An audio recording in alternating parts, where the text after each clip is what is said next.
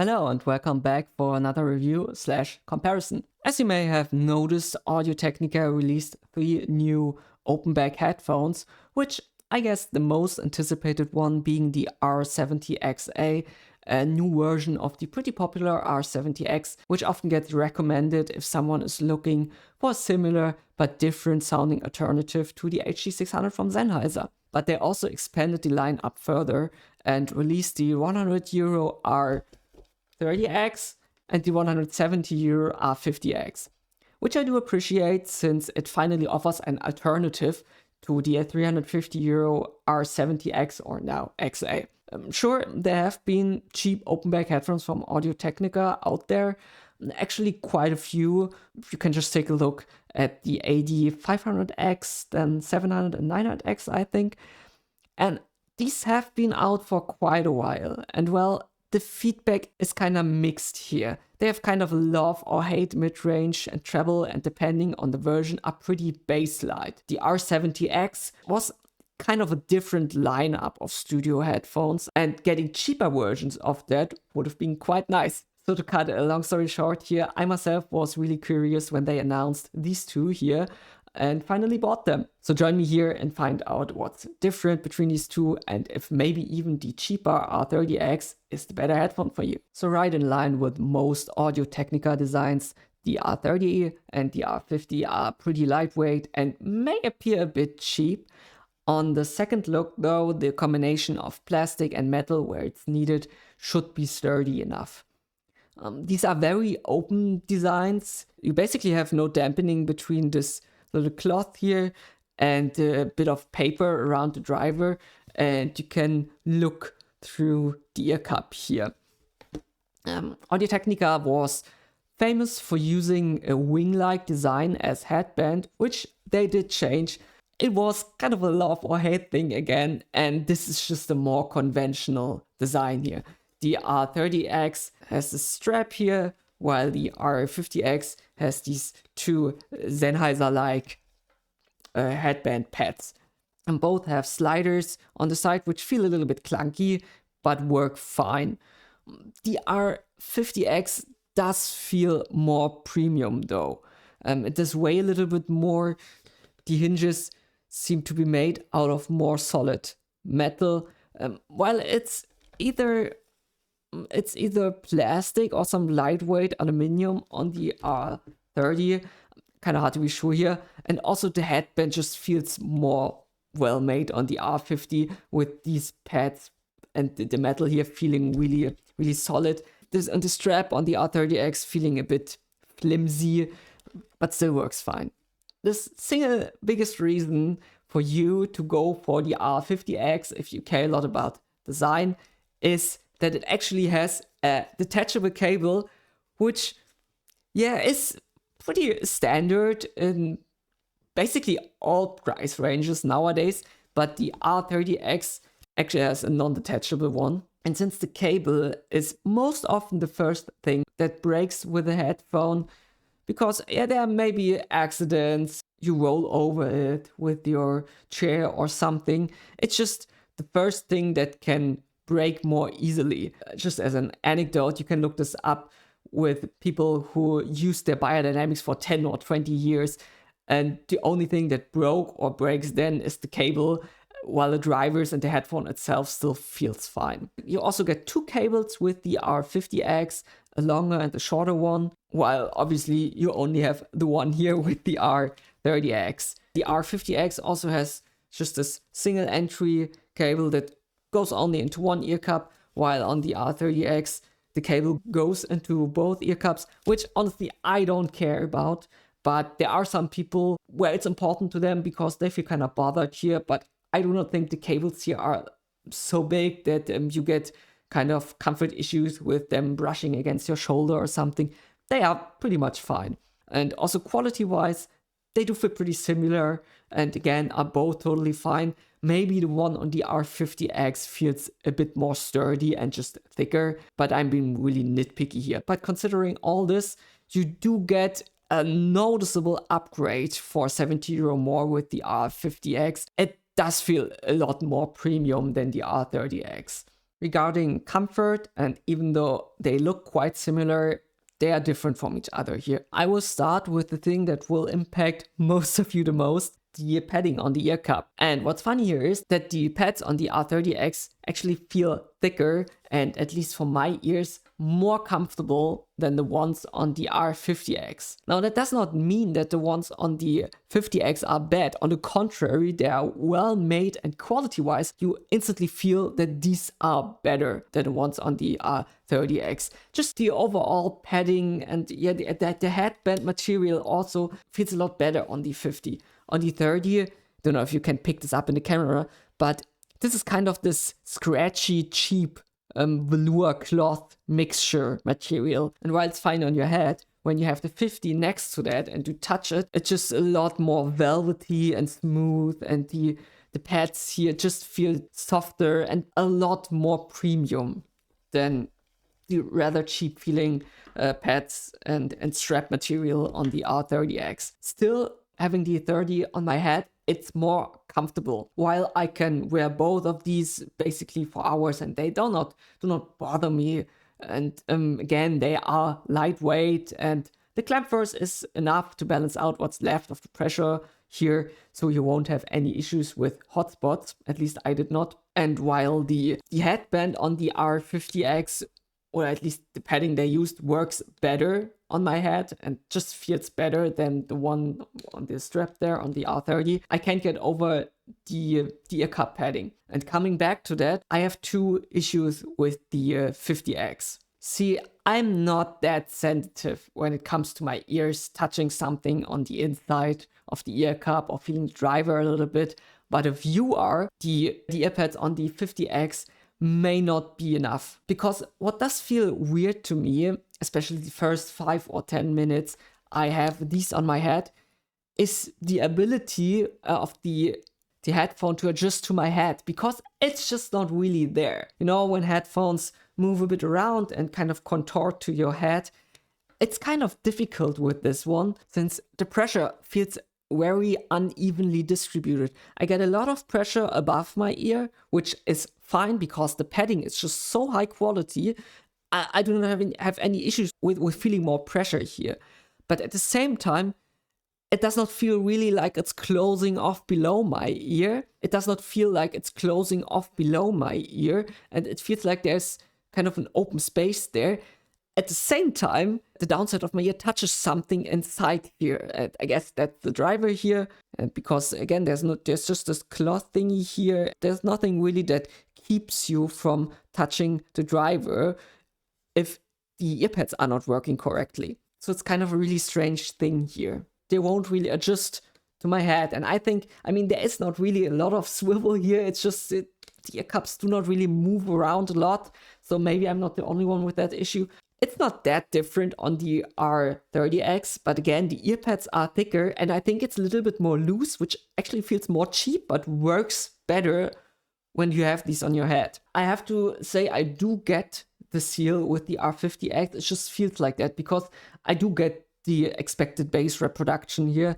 It just feels weird regarding comfort. I do not have any issues with the sound here. Touching the driver thing inside is a bit annoying in the beginning. Again, I'm not that sensitive. Maybe it's just my head shape, but if you have similar issues, then I guess the R30X will be more comfortable for most people. To conclude here, both are pretty comfortable, but excluding the more premium feel of the 50X, the R30X just fares quite a bit better here, which for being the cheaper one is a pretty cool thing. So how do both of these compare when it comes to sound? There are similarities, but still big differences.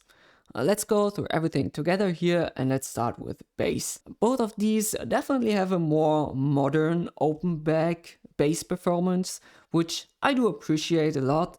Of course, they are not bass heavy, but both of these are also not bass light, which is kind of the bane of old school studio headphones, especially when it comes to Audio Technica and their portfolio of cheaper open backs. Both are different from each other though. The R50X has the overall cleaner and deeper, more hi-fi-like bass tuning. There's a noticeable and quite nice lower to mid-bass emphasis around 50 to 100 Hz, which then rolls off in both directions, meaning it does have the usual open back sub-bass roll off.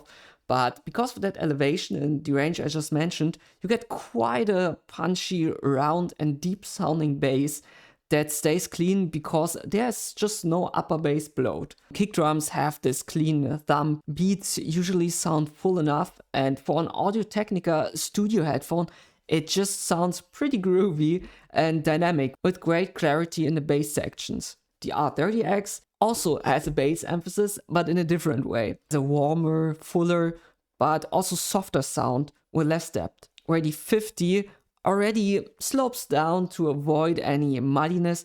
The 30 has an emphasis from the mid to upper bass and then slowly rolls off into the lower mid-range. So let's say the range between 100 Hz and 500 Hz is more present here, which makes everything sound thicker, smoother, but again, also with less clarity and just with a less energetic experience. I would say it still fares pretty well in the lower bass sections, but not as well as the R50X. I guess some people could still consider the R50X kind of thin sounding because there is this cut in the upper bass and lower mid-range, so for those, the R30X would be the better pick here since it has a more traditional, full and warm bassy sound. But in my eyes, especially for an open back, the bass quality on the 50X is impressive. Midrange kind of goes into the same tuning as bass, with the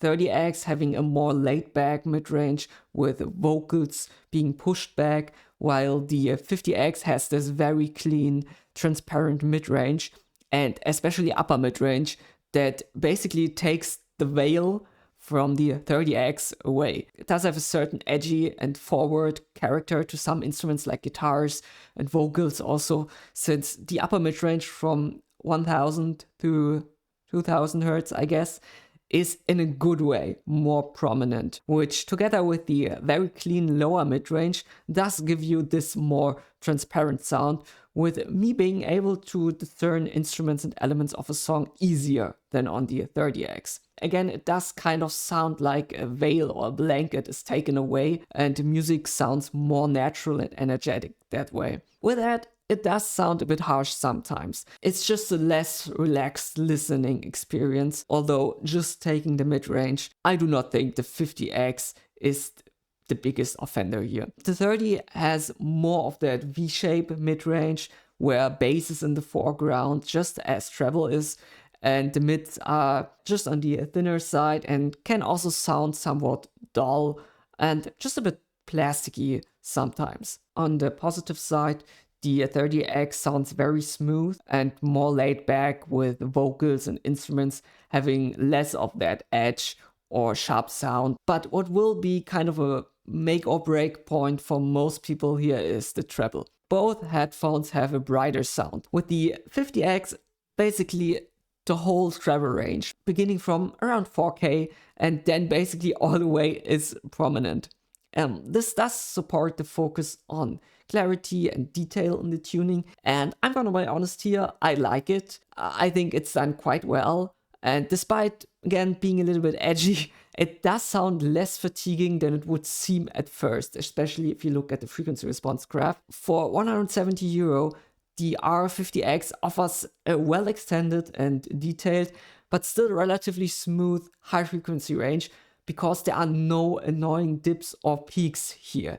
If a headphone has kind of this smooth brightness, where it has this bright sound, but it does not have this peak that gets shoved into your ear and that's just there out of the blue, then it's actually not that hard to listen to. There are instances of cymbals and hi-hats being a bit more forward than it would be perfect for me, which, to be fair, also does depend a lot on how the song is mixed. It just overall sounds very coherent and airy without going over the top. The 30X also has a treble boost here, but because the mid-range is more taken back and you have more of that boomy bass, the treble feels either a bit drowned and grainy, but when it does not, it sounds more forced through the music and somewhat sizzly and paradoxically a lot sharper and peakier than on the 50X. Even so much, I had to turn down the volume on some songs. The 30X has more of this V-shaped sound to it that you like or you may not like,